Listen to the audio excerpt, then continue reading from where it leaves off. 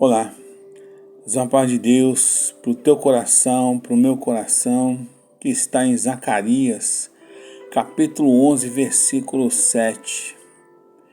E eu apacentei as ovelhas da matança, as pobres ovelhas do rebanho, e tomei para mim 2 varas, a uma chamei suavidade, e a outra chamei laços, e apacentei as ovelhas.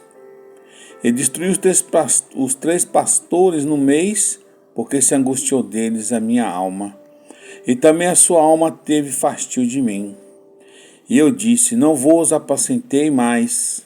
O que morrer, morra, e o que for destruído seja. E as que restarem, como cada um a carne da sua companheira. E eu tomei a minha vara, suavidade, e a quebrei para desfazer o meu concerto que tinha estabelecido com todos esses povos. E foi quebrado naquele dia, e conhecer assim os pobres do rebanho que me aguardavam, que isso era a palavra do Senhor. Oh, aleluia! Queridos irmãos, amada igreja, queridos ouvintes e amados seguidores em Cristo, a Bíblia nos fala sobre o profeta Zacarias, o filho de Baraquias e neto de Ido, como autor do livro. Neemias informa ainda que Zacarias era a cabeça da família sacerdotal de Ido, e por essa passagem ficamos sabendo que ele era da tribo de Levi e que passou a servir em Jerusalém depois do exílio, tanto como sacerdote quanto profeta.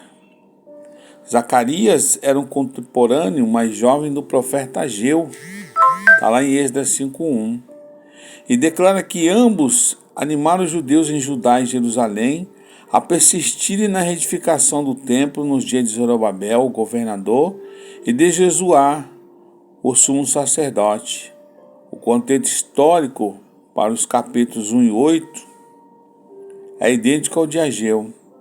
Como resultado do ministério profético de Zacarias e Ageu, o templo foi contemplado e dedicado em 506 e 515 a.C. Glórias a Deus. Na sua juventude, Zacarias havia trabalhado lado a lado com Ageu.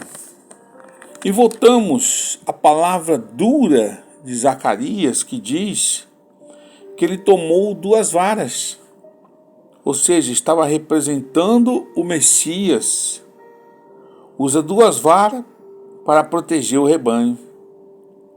As varas, irmãos, simbolizam o favor de Deus para com a semente de Abraão e o seu plano de unir Israel e Judá numa única nação. Tais bênçãos tornar-se-iam realidade se o povo seguisse a Cristo. Glórias a Deus. Então no versículo 9 ele diz: não vos apacenteis mais, ô glória. Como o rebanho odiava o pastor, Messias, e esse deixaria o seu papel de pastor para que a nação de Israel fosse entregue à perdição. Capítulo 10, versículo 10 diz: glórias a Deus. E tomei a minha vara, a suavidade, e a quebrei para desfazer o meu concerto que tinha estabelecido com todos os povos. Deus havia firmado um concerto para impedir as nações de atacassem Israel. E Zacarias, irmãos, descreve como Deus removeu tal proteção e como Israel foi destruído e disperso. Assim aconteceu em 70 depois de Cristo, quando os romanos destruíram Jerusalém. Se você ler o versículo 12, é interessante que diz: e eu lhe disse-lhes, se parecer bem aos vossos olhos, dai-me o que é devido, e se não, deixai-o. E pesaram o meu salário 30 moedas de prata. O Senhor, pois, me disse: arroja isso ao oleiro, esse belo preço em que fui avaliado por eles, e tomei as 30 moedas de prata e arrojei aos oleiros na casa do Senhor. Você vê, irmão, que Zacarias ainda representando o Messias, pediu aos líderes que pagassem a soma que, segundo a opinião corrente, merecia seus serviços proféticos. Mas eles ofenderam Zacarias e lhe ofereceram o preço de um escravo. Você pode ler lá em Êxodo 21:32. 30 moedas de prata também foi o preço pago a Judas para atrair Jesus. Está lá em Mateus 27, do 3 ao 10. Então nós terminamos com os versículos 15 e 16, onde se diz: porque eis que levantarei um pastor na terra, que não visitará os que estão perecendo, não buscará desgarrado e não sarará doente, nem apacentará sã, mas comerá a carne da gorda e despedaçará as unhas. Ai do pastor inútil que abandona o rebanho. A espada cairá sobre o seu braço e sobre o seu olho direito, e o seu braço completamente secará, e o seu olho direito completamente escurecerá. Zacarias seria obrigado a pegar agora os apetrechos de um pastor, a fim de representar um pastor iníquo que usava tais instrumentos para ferir, ao invés de ajudar as ovelhas. A profecia do pastor insensato terá seu cumprimento, irmãos, no final, no anticristo, aonde está escrito em Daniel 11, 36, 39, Apocalipse 13, do 1 ao 8. Irmãos, a verdade é uma só. O Senhor, a cada dia que passa, Ele vai preparando o seu filho para buscar o seu povo.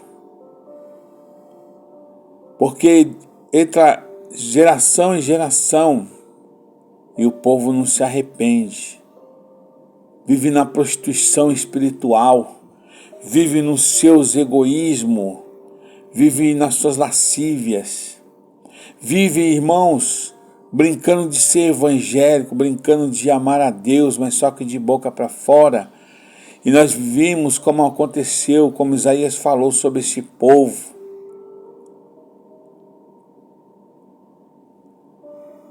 Está chegando na nossa geração, uma geração perdida, uma geração que se volta a esses pastores mundanos que enganam. E esse povo gosta de ser enganado. O reino de Deus não é comprado com as coisas materiais.